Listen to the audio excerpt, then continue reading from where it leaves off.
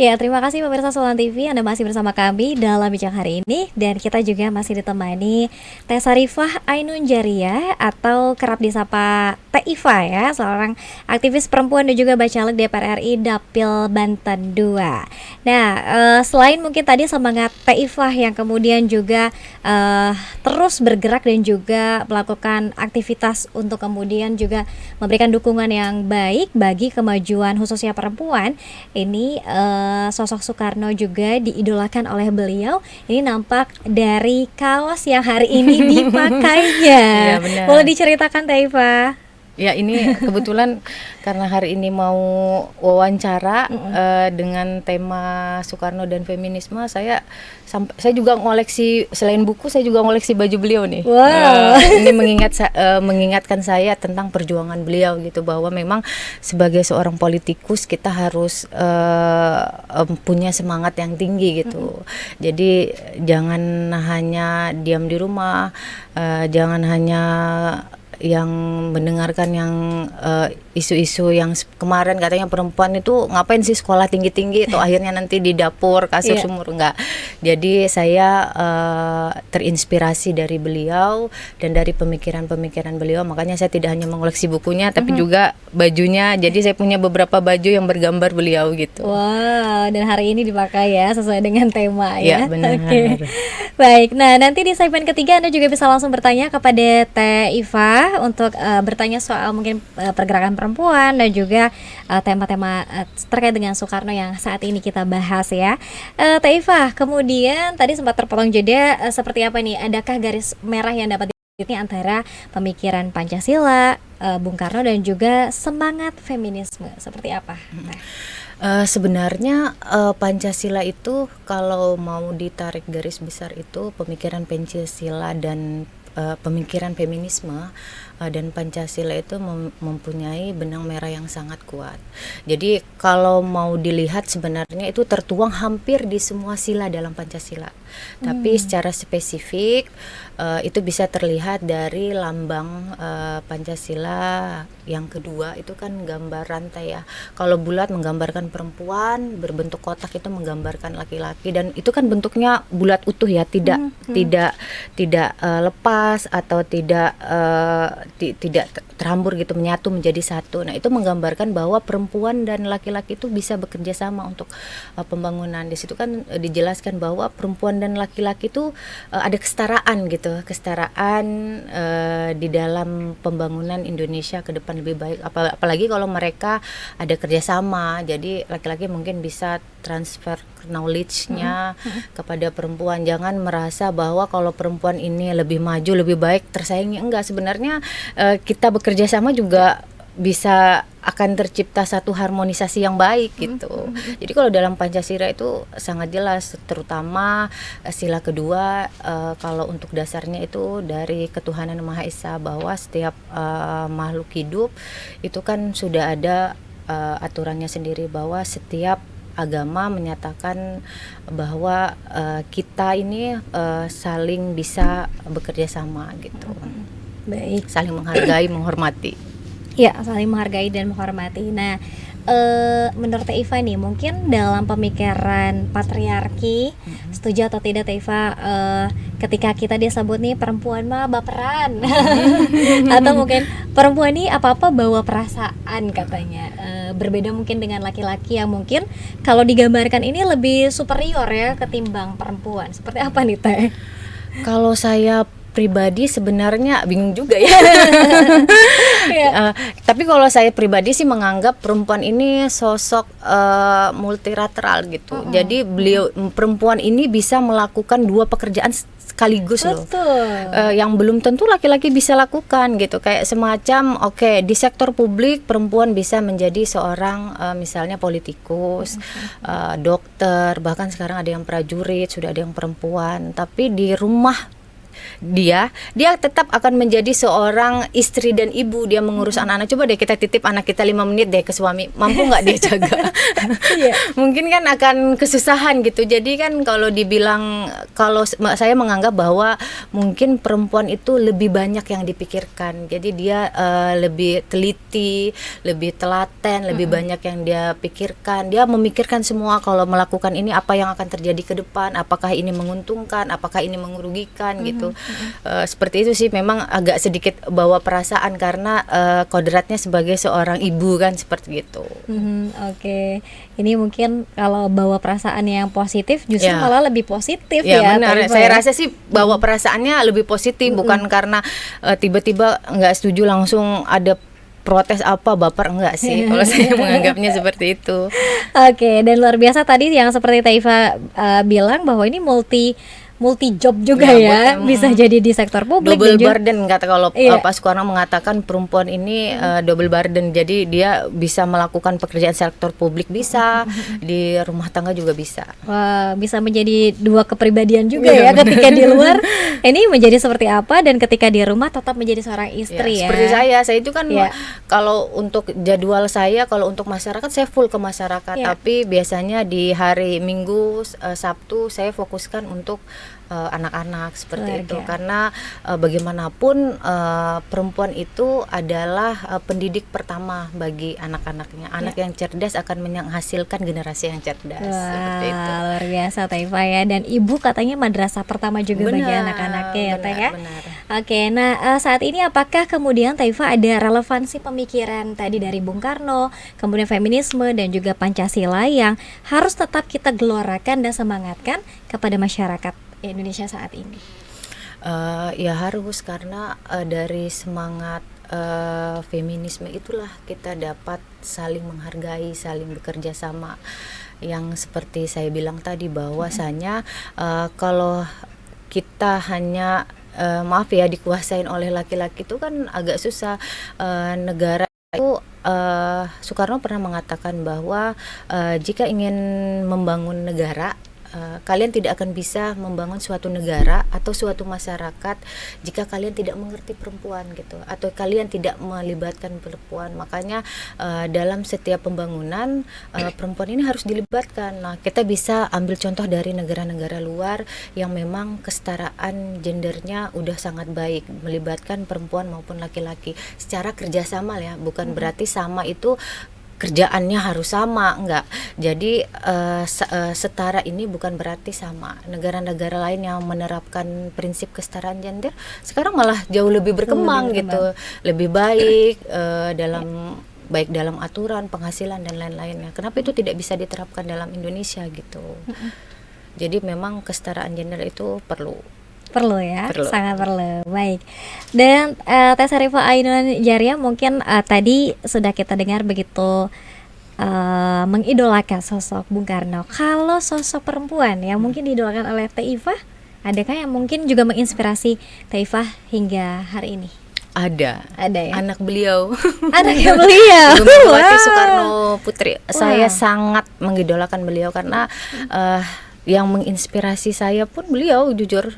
Saya selalu mengatakan bahwa di luar mungkin pandangan orang, tapi bagi saya itu beliau itu adalah sosok yang luar biasa. Bayangkan, beliau itu adalah presiden pertama. Sekarang di antara gempuran-gempuran atau mungkin berita-berita yang kita sebenarnya kan banyak juga nih sekarang orang gampang ngedit video gitu kan. Iya, dipotong-potong. Dipotong-potong, Ya. padahal sebenarnya intisarinya bukan itu pembahasannya. Dan saya melihat bahwa beliau ini di antara gempuran-gempuran berita-berita yang sebenarnya ada tambahan hoaxnya gitu, Ya. tapi beliau masih sanggup berdiri. Dan saya pernah bertemu dengan beliau, pernah mendengarkan ceramah beliau. Beliau ini di usia yang sudah seperti ini, beliau mempunyai daya ingat yang luar biasa. Pembelajaran beliau juga luar biasa. Nah, itu yang membuat saya menginspirasi beliau, dan beliau mengatakan bahwa ketika saya bisa, kenapa yang lain tidak bisa. Nah, beliau ini spesialnya selalu mensupport kader-kader perempuan dimanapun. Makanya saya tuh alhamdulillah bisa masuk di partai ini. Jadi saya mendapatkan apresiasi yang luar biasa. Mungkin kalau di tempat lain karena kita perempuan tidak mendapatkan tempat yang khusus, tapi di PD Perjuangan saya alhamdulillah mendapatkan tempat khusus, bukan hanya saya, dan saya yakin teman-teman lain yang juga politikus perempuan seperti itu. Betul ya, dan mungkin juga ada yang hanya sekadar memenuhi kuota saja begitu ya. Ya itu jangan sampai lah. Jangan Makanya sampai. saya sampaikan bahwa baiknya perempuan itu harus mau maju dan berkembang, jangan hanya sebagai penambah kuota yang seperti Mbak sampaikan, karena akan sayang akan aturan-aturan ini kalau seandainya perempuan juga ikut terjun dalam pembuatan aturan itu, maka kebijakan mengenai perempuan akan terbentuk dengan baik gitu. Jadi perempuan mengerti perempuan gitu. Kalau semakin banyak perempuan yang terjun ke dunia politik, saya rasa itu lebih baik gitu. Iya, bisa mengakomodasi keperluan dan juga kepentingan-kepentingan Ya, perempuan. kayak kemarin ini kan Mbak ada aturan yang kemarin baru disahkan mengenai tenaga kerja wanita, itu kan sudah 15 tahun nggak pernah disahkan. Akhirnya karena kepemimpinan beliau sebagai ketua DPR RI dan kawan-kawan perempuan yang lain, akhirnya aturan ini sangat luar biasa karena melindungi bukan hanya tenaga kerja luar, tapi tenaga kerja yang ada di rumah di Indonesia juga akan dilindungi dengan aturan ini. Belum aturan mengenai kebijakan lain mengenai ibu dan anak sekarang lagi pembahasan juga. Oke, baik. Nah, seperti apa nih pengalaman Teh Sarifah Ainun Jaria ketika datang ke dapil nih, khususnya mungkin ketika bertemu dengan emak-emak, ibu-ibu, mungkin juga para perempuan muda, ibu muda. Apa sih kemudian Teh Ifa yang disampaikan oleh mereka kegelisahannya? Banyak sih ya sebenarnya, agak sangat menyedihkan gitu kan, dengar curhatan para ibu-ibu. Rata-rata mereka, apalagi kan kemarin habis COVID ya, itu sangat berpengaruh. Makanya kita kemarin itu saya sempat mengeluarkan program gitu, membantu para UMKM. Nah yang terbaru selain itu juga kita membantu promosi UMKM gitu. Jadi kita bekerja sama dengan selebgram untuk promosi UMKM. Nah kita juga membantu karena ada beberapa ibu-ibu yang mengeluhkan gitu anaknya tidak dapat melanjutkan sekolah. Kita juga bantu, alhamdulillah kemarin turun sekitar 400 beasiswa untuk ibu-ibu yang memang anaknya kurang mampu. Kalau dalam bidang lainnya kita memberikan semacam pelatihan-pelatihan gitu kepada ibu-ibu yang mungkin biasanya hanya di rumah kayak gosip gitu kan. Kayak mana caranya kita gosip sambil menghasilkan. Saya sampaikan gimana Bu caranya kita gosip tapi sambil menghasilkan. Jadi kita buat pelatihan-pelatihan kepada mereka gitu. Jadi setidaknya mereka bisa menghasilkan untuk nambah uang jajan anak gitu. Kita bantu gitu. Ya, baik. Karena tidak bisa kita pungkiri juga ya Teh Ifa bahwa sosok seorang ibu dan juga perempuan yang berada di rumah juga ini sangat berpengaruh terhadap ketahanan keluarga dan ketahanan ekonomi ya. Benar. Teh Ifa ya. Benar sekali, karena terutama inilah hampir 80% itu pelaku UMKM itu kan perempuan dan kebanyakan dari mereka itu seorang ibu gitu. Memang sekarang sudah banyak anak muda yang udah terjun di UMKM juga, karena sekarang kan banyak platform teknologi yang muncul gitu. Jadi mereka memanfaatkan itu. Nah kalau untuk di bidang anak mudanya sendiri ya kita bantu juga dengan promosi.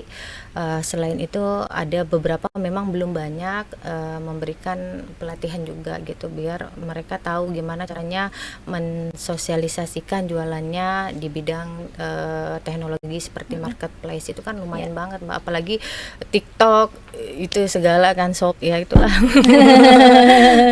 Disensor ya sedikit ya. Oke.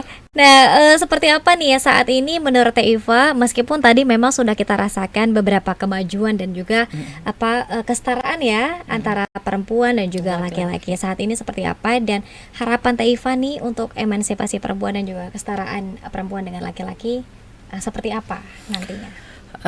Harapan saya tentu saja perempuan ini harus mau harus mau dulu, niat dulu gitu, mau berkembang, mau maju, karena yang tahu potensi kita itu kan sebenarnya diri kita sendiri, bukan orang lain gitu. Jangan pernah berpikir bahwa kayaknya kita nggak bisa deh, belum mencoba. Kita kalau belum mencoba itu udah pasti gagal. Tapi ketika kita sudah mencoba, udah melakukan, kan pilihannya antara gagal dan berhasil.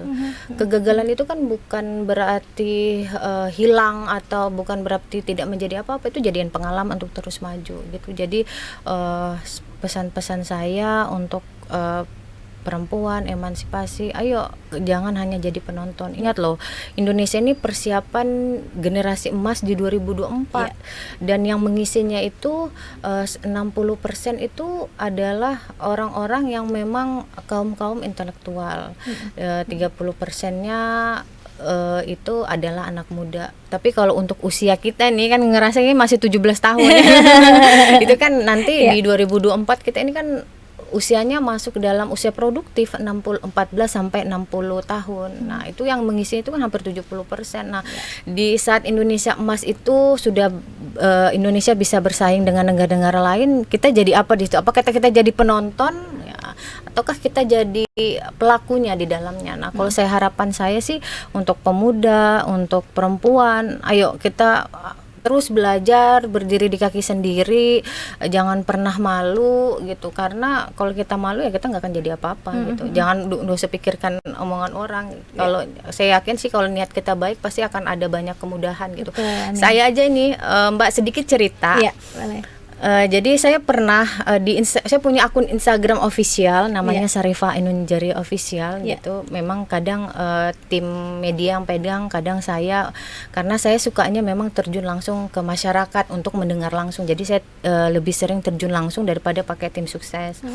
Nah, jadi saya selalu menyampaikan kalau mau komunikasi ayo boleh DM di Instagram. Tapi di DM Instagram itu bukan hanya keluhan, bahkan bentuk pelecehan seksual saya juga pernah dapat. Mohon maaf ada yang mengirimkan foto-foto yang tidak senonoh gitu. Bahkan ada konten saya di salah satu media yang saya wawancara, yang ada kata-kata yang sangat menyedihkan, yang mengatakan bahwa ngapain masuk Banten, udah pakai, maaf ya, bikini aja, nari keliling katanya gitu. Dan itu kan, ini kan sebenarnya menurut saya suatu bentuk yang mendiskreditkan perempuan. Sebagai perempuan kita harus berani speak up gitu. Kalau hal-hal yang merendahkan kita, apalagi di dunia kerja, apalagi yang kemarin sempat viral kan, ada perempuan katanya kalau mau masuk kerja harus staycation. Nah, saya berprinsip bahwa ketika saya jadi itu tidak boleh lagi terjadi, bahwa perempuan mencari kerja harus sesuai dengan bidangnya. Jangan sampai nanti masuk kerja mereka harus,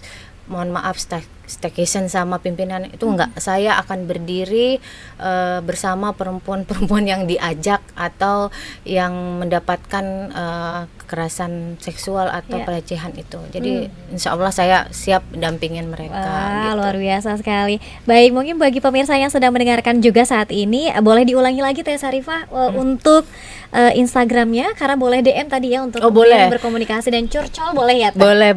Silakan. Gimana tuh, mungkin boleh disebutkan sekali lagi? Di Sarifah Ainun Jariah Official. Jadi saya ada officialnya di Sarifah Ainun Official, di Instagram dan di Facebook di Sarifah Ainun Jariah Official. Tapi saya lebih banyak main di Instagram gitu. Instagram. Karena kalau tidak salah setiap pekan juga ada program khusus ya Teh, kalau tidak salah Rabu. Iya, jadi ada Rabu ilmu. Wah, Rabu jadi ilmu. Program kita banyak. Jadi program saya itu ada, kalau ada juga di sini mungkin yang masjidnya, musolahnya yang perlu mukena, kita ada juga pemberian mukena bersih untuk musola yang memang mukenanya udah rusak atau tidak layak pakai. Dan kita juga ada program promosi UMKM, apabila ada UMKM yang butuh kita support promosinya, kita kerjasama dengan selebgram untuk mensupport UMKM tersebut. Ini kan bagian dari emansipasi perempuan nih. Betul. Gitu. Oke, ini mukena juga ya, menjadi perhatian, karena ketika sholat juga kan harusnya nyaman. Iya, harus nyaman, bersih. Kita ini kan ketika ketemu dengan pacar ini kan, misalnya pacar aja loh ya, suami kita kan harus cantik, bersih. Masa ketemu sama ya Tuhan Yang Maha Esa, Allah Subhanahu wa taala, kita pakainya yang jelek, yang buluk. Makanya kita ada program namanya mukena bersih. Jadi untuk Mukena masjid-masjid atau musola-musola yang kekurangan mukena, boleh DM Instagram saya. Nanti insya Allah kita kirimkan, dan kita kemarin sudah mengirimkan hampir di 300 sampai 500 mukena. Oke, dan program ini akan terus berjalan ya.